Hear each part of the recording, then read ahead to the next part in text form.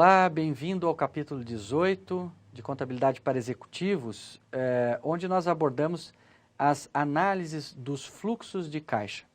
É muito importante nós sabermos claramente a diferença de se fazer análise dos fluxos de caixa. Nesse livro, nós tratamos de como montar um bom fluxo de caixa e vocês terão acesso a uma planilha que é fornecida para download, para que vocês possam implementar na empresa de vocês para a tomada de decisão. O que acontece é que o resultado econômico, o lucro apurado nos demonstrativos contábeis, nem sempre é igual ao resultado financeiro. É muito comum que os empresários acabem se confundindo e não entendendo por que um determinado lucro acontece na contabilidade, mas no caixa esse dinheiro não existe. Existem diversas razões para explicar esse fenômeno. Vamos dar um exemplo bem simples para facilitar o entendimento. Imagina uma empresa que começou aqui, eu vou separar, olha, o lado contábil e o lado financeiro. Uma empresa que começou suas atividades no mês de dezembro de um determinado ano. Vamos imaginar que ela comprou mercadorias e não pagou. Ela vai pagar em janeiro. E ela vendeu também todo o seu estoque e não recebeu. Ela vai receber em janeiro. Então vamos imaginar que ela vendeu R$1.000 e que ela pagou R$500 nessa mercadoria.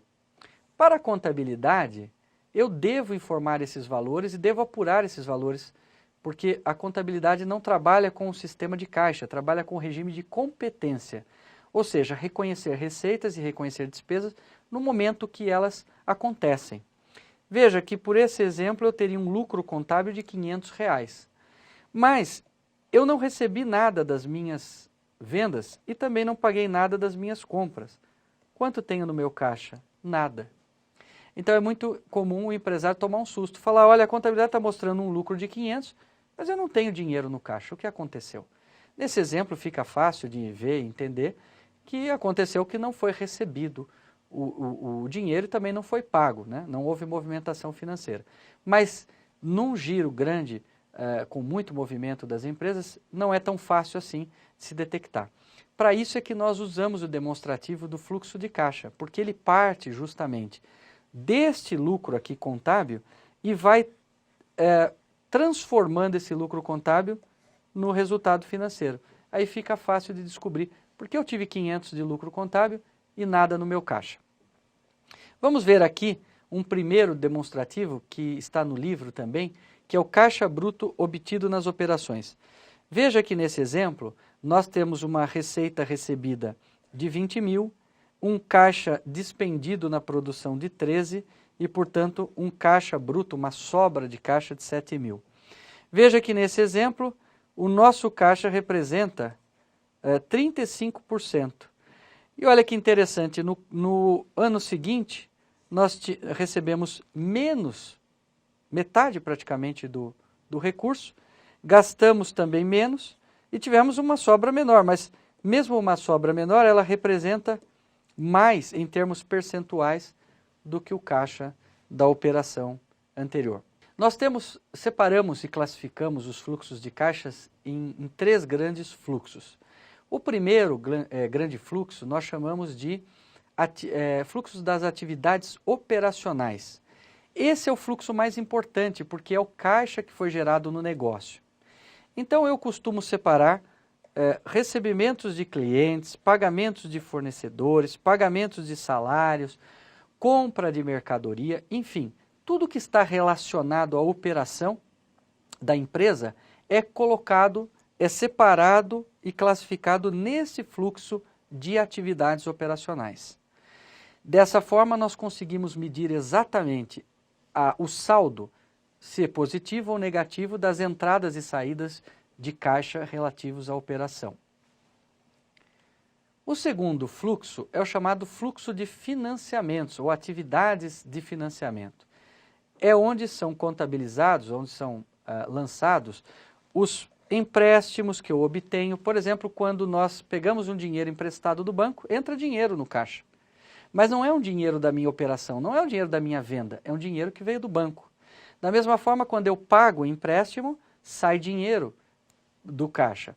Então, esses pagamentos, esses recebimentos que não são da operação, são classificados como atividades de investimento. Como exemplo, o sócio aumentou o capital, está financiando a empresa, pagamento de dividendos e etc. Juros também pagos devem ser lançados aqui, dessa forma segregando das atividades operacionais. E existe um terceiro fluxo, que é o fluxo das atividades de investimentos, né? Ou seja, se a empresa, por exemplo, comprar um ativo imobilizado, ela gasta dinheiro para fazer isso. Da mesma forma, se ela vender um imobilizado, entra dinheiro no caixa dessa venda. Mas esse dinheiro de entrada e saída não é um dinheiro operacional. Então eu devo separar nesse fluxo chamado fluxo de investimentos. Investimentos que ela compre, ações que ela compre ou que venda, aplicações de longo prazo, enfim, eu separo nesses três fluxos. Ao final dessas três segregações de fluxos, eu vou somar os caixas gerados em cada fluxo. E aí eu vou conseguir descobrir qual foi a geração ou o consumo de caixa que eu tive no total. Agora, o importante é fazer análises do seguinte tipo. Imagine que no meu primeiro fluxo, que é o mais importante, o operacional, o caixa dê negativo. Significa que eu estou tendo prejuízo com a minha atividade operacional básica, que é comprar e vender, produzir e vender. Então, o que sustentou? Quem pagou a conta desse caixa negativo gerado no fluxo de caixa operacional? Provavelmente foi o fluxo de caixa de financiamento, ou seja, provavelmente eu emprestei dinheiro de banco ou o sócio colocou dinheiro para que eu não faltasse caixa na operação.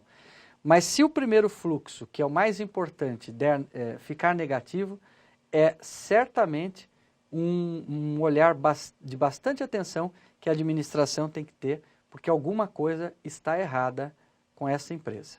E assim chegamos ao final dessa importante aula sobre os fluxos de caixa.